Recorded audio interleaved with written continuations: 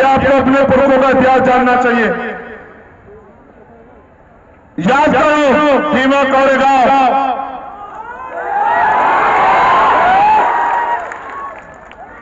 1 जनवरी 1818, ये आपका इतिहास है कि 500 महान योद्धाओं ने 28,000 पेशवाओं को सबक सिखाने का काम किया। अगर कैलकुलेशन करूं, एक के मुकाबले 58 आते हैं, यानी कि आप 58 पे 1 भारी।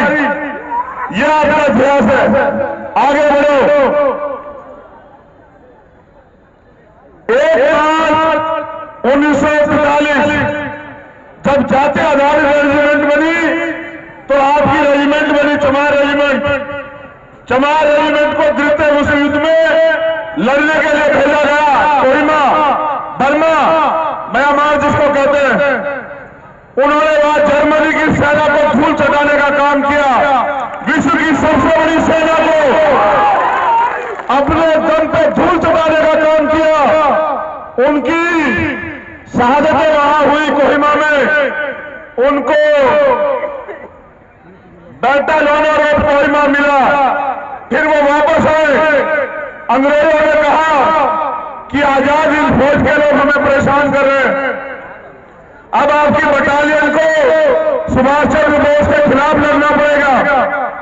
उस रेजिमेंट के योद्धाओं ने कहा कि सुभाष चंद्र बोस आजादी की लड़ाई लड़ रहे हैं, हम उनके खिलाफ नहीं लड़ेंगे। ब्रिटिश सरकार ने कहा कि अगर सुभाष चंद्र बोस और आजादी हिंद फौज के खिलाफ नहीं लड़ोगे तो हम आपकी रेजिमेंट को खत्म कर देंगे, आपकी नौकरियों को छीन लेंगे। हमारे लोगों ने कहा नौकरी जाए तो जाए लेकिन देश के खिलाफ नहीं जाएंगे। फिर वो योद्धा सुभाष चंद्र बोस के नेतृत्व में आजाद हिंद फौज में भर्ती हुए और फिर उन्होंने अंग्रेजों के खिलाफ लड़ाई लड़ी और अंग्रेजों के पैर उखाड़ने का काम किया। भारत की धरती से अंग्रेजों को जाने में मजबूर किया। फिर आपका इतिहास है 2 अप्रैल 2018 जब आपके SC/ST एक्ट में सरकार के लोगों ने सुप्रीम कोर्ट के जरिए डकैती डालने का काम किया। आपने सड़क पे आके अपनी ताकत का एहसास कराने का काम किया और फिर सरकार को सुप्रीम कोर्ट दोनों को झुकना पड़ा। मैंने आपको इसलिए याद दिलाया कि जो कौम अपना इतिहास नहीं जानती वो कभी भविष्य का निर्माण नहीं कर सकती है। ये बाबा साहब अम्बेडकर ने कहा था। उन्होंने ये भी कहा था कि जिस कौम का युवा जीते जी उस कौम की लड़ाई नहीं लड़ता वो जीते जी भी मरे के समान होता है, और जिस कौम का युवा जीते जी अपने समाज की लड़ाई लड़ता है, अधिकारों की लड़ाई लड़ता है, वो मरकर भी अमर हो जाता है। अपने महापुरुषों की बात को हमें याद रखना चाहिए। आज हम इतने बड़ी संख्या में क्यों इकट्ठा हुए?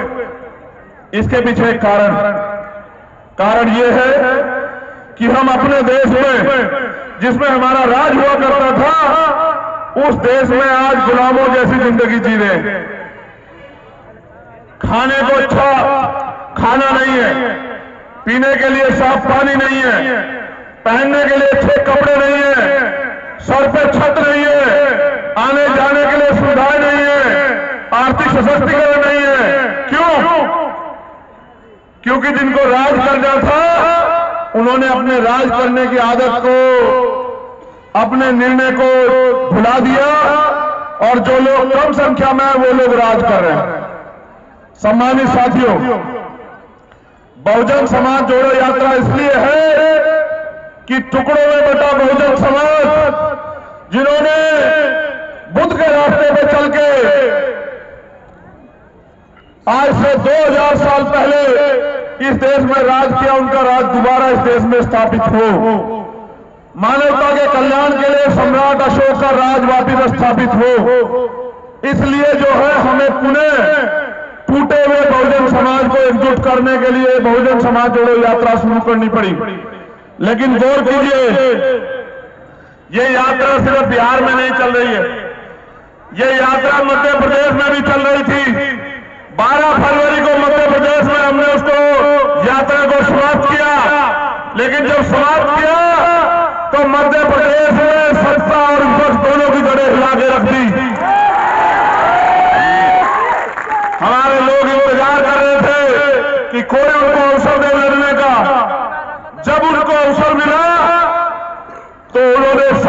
दिया कि उनका जो बल है उसका कोई मुकाबला नहीं कर सकता है।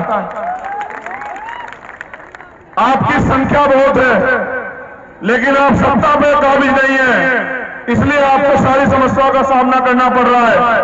देखो, यहां कुर्सियां बहुत है, मगर ये लोग खड़े हैं ना, मंच पे कुर्सियां मगर ये खड़े हैं ना, क्योंकि ये कुर्सी की वैल्यू नहीं समझते हैं।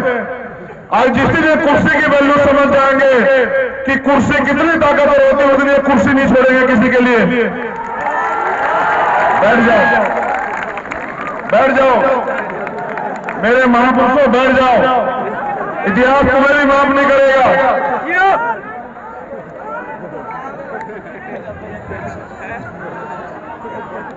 मैंने एक मिनट, मैंने तुम्हें भेड़ बकरी की तरह तैयार नहीं किया, योद्धाओं की तरह तैयार किया। तुम्हारी दहाड़ जो है,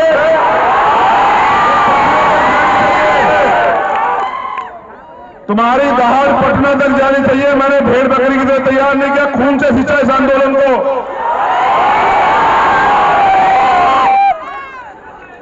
अब अगले 10 मिनट शांत हो जाओ, एक पैर पे खड़ा होने को मिले, एक पैर पे खड़े रहो, क्योंकि जब तक तुम मेरा दर्द नहीं सुनोगे तब तक लड़ने के लिए तैयार नहीं होंगे। दर्द यह है कि बिहार में सबसे ज्यादा बिहार के लोग मजदूरी करने के लिए दूसरे प्रदेशों में जाते हैं।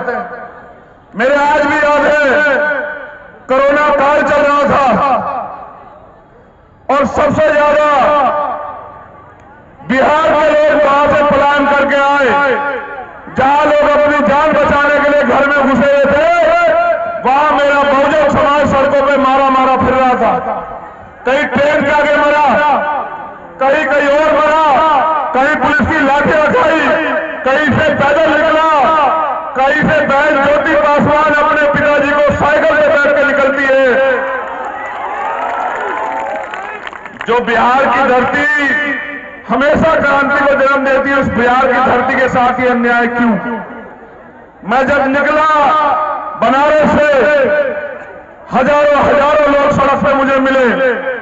उनकी आंखें जब मैं देखता हूं, वो मेरी माए बहनें, मेरे बुजुर्ग, मेरे नौजवान साथी, उनकी आंखों में मैं एक उम्मीद देखता हूं। वो उम्मीद ये है कि भीम आर्मी आजाद समाज पार्टी के जरिए आने वाले कल में इस कमजोर शोषित वर्ग के लोगों को उनके हक अधिकार मिलेंगे और स्वाभिमान सम्मान का जीवन जीने का अवसर प्राप्त होगा। बुजुर्ग लोग